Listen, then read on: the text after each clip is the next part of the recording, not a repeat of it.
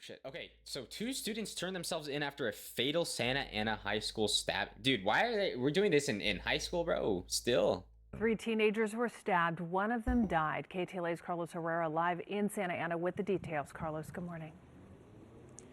Megan and Chris, good morning. Police just moments ago confirming that a 15 and 17-year-old male suspect, both students here at Santa Ana High School, turned themselves in overnight. They walked into the police station accompanied by their parents, ending that hours-long search from police in this area. This, of course, as friends and classmates are now paying tribute to that 14-year-old victim. They've been placing flowers, candles, and other items here in his honor just outside of the high school. They say Wait, so he is a freshman here and is described as a kind and funny kid. Let's get you over to some pictures 14, here. 14-year-old died, and the people that killed them were 15 and 17, and they went to this high school. Investigator saying that the that violence erupted right outside the high school's entrance. 3 students, ages 14, 15, and 16, were stabbed by 2 fellow high schoolers around the time of dismissal. The youngest victim died from his injuries. The other 2 teens hospitalized, but this morning they are expected to be okay. The 2 suspects then took off just moments later. That violence, though, prompting all after-school activities to be canceled. The high school and adjacent middle and elementary schools were blocked off by caution tape. Diana Vasquez is the parent of a freshman who's a friend of the young man killed. There's been like a lot of like school shootings, for example, over the past couple of years. And one of the things I'm always like questioning is why there isn't already extra security at schools to begin with, especially because of all these like previous incidents, you know? Like, I feel like there's every year, well, not every year, but every time that you vote for certain like, propositions and everything like that, there's always a segment where you vote to say if you want to fund schools to keep them safer, or something like that, or something about like school education or whatnot. And I think pretty much most people would agree that that would be a good thing. But every single time there's a school in the news about some kind of like shooting, or I guess in this case a stabbing and stuff like that, I always wonder where those taxpayer funds go to, because in my opinion, I don't see that there's much of a difference in any of these schools in terms of safety and whatnot. Like, schools, believe it or not, are actually like pretty high up there in terms of these kind of incidents happening. And obviously it's a lot worse because they're kids too in here. But you question why that these schools aren't at least a little safer to begin with. Like, how are kids able to bring in knives and stuff like that? How are kids able to bring in guns? Like, are they really not doing any? Are they not taking any preventative measures to stop any of this from happening in the first place? Like, and I know it's far-fetched, but one of the things I was saying is like previously, I honestly think it would be interesting if there was like some kind of metal detector or more police that were surveying the school each day, because in my opinion, if I see that kind of thing, I would think like, hey, this is exactly what the taxpayer dollars are going for, to keep the schools safer or to keep them more prepared for something like this.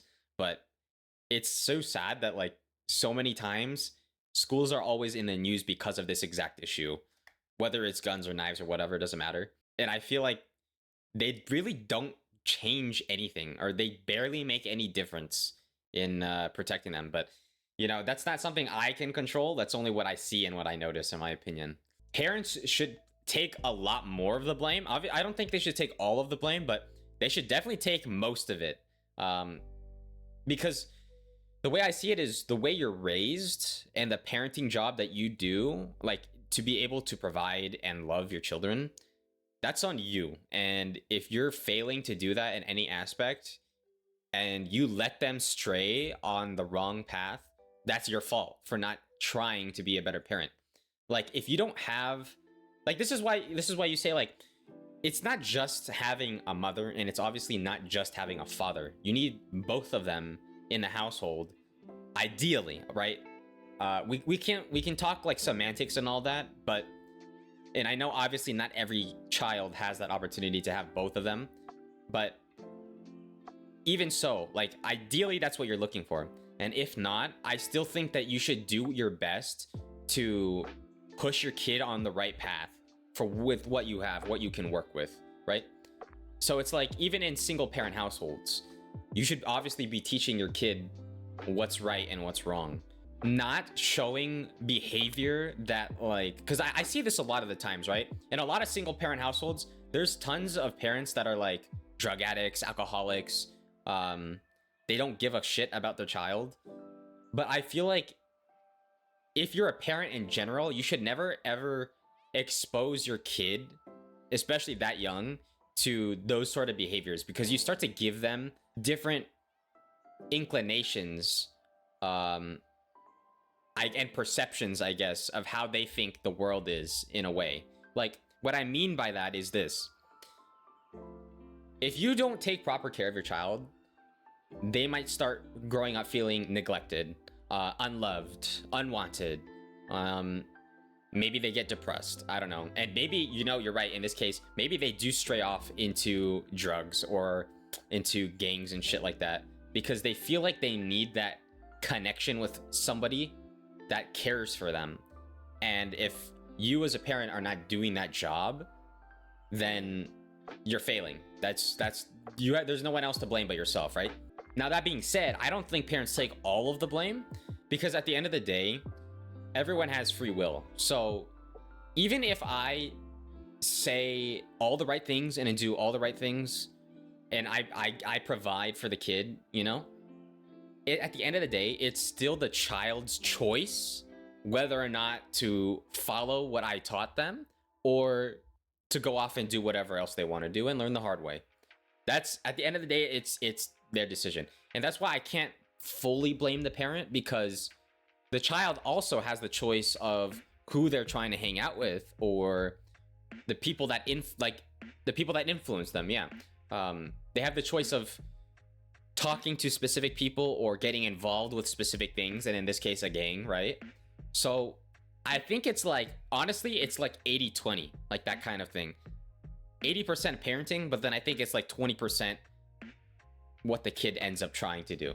The point of proper parenting is that you're doing everything in your power to try to lessen the likelihood that the kid does stray off and do those terrible things.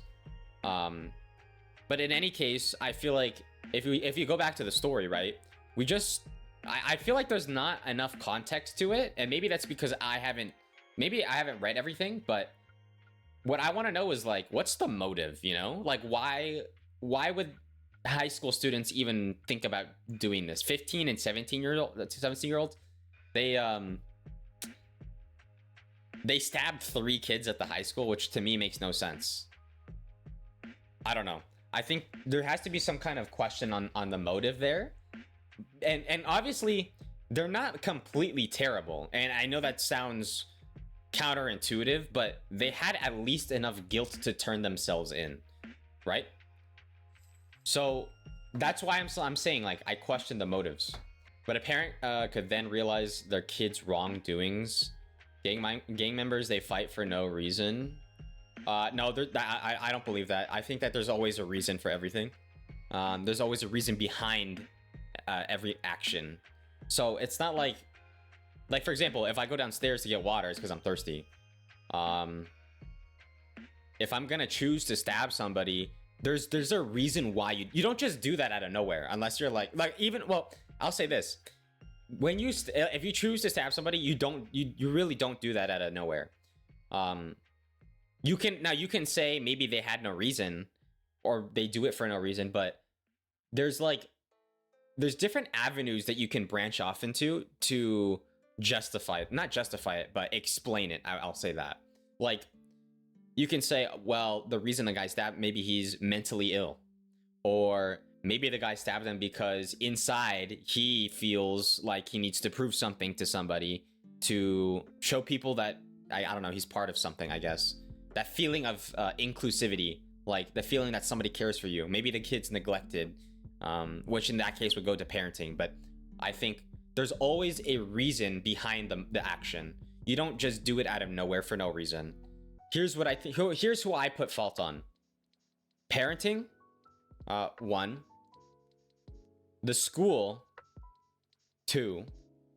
And then Honestly, I can't really. I think it's mostly those two.